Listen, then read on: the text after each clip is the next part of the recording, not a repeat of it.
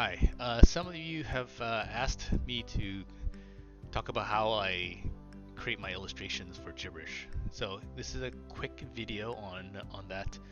So the first layer is basically the drawing layer. It's where this part is usually paper and pencil.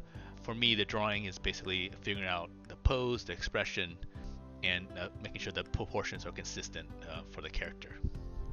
And then the next layer that I work on is called flats.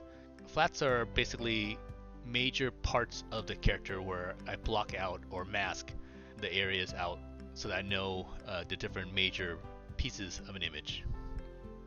Like in here, like Dad's hair, Dad's face, Dad's shirt, his arms, they're all on a separate layer or separate mask, I should say. And then the next part is basically I paint in the diffuse layer, and that's basically a layer for soft light where I'm figuring out the form, um, and also where his major tones are for the character. The next layer I work on is basically the lighting layer, or where the major shadows would be cast.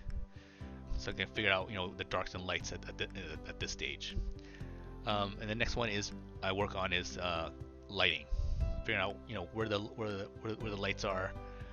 And my lighting style is not true to real world. It's very stylized. I kind of push it here and there, and definitely does a lot of cheats because at the end of the day, it's really about what I find appealing to kind of make it a little more interesting than the real world.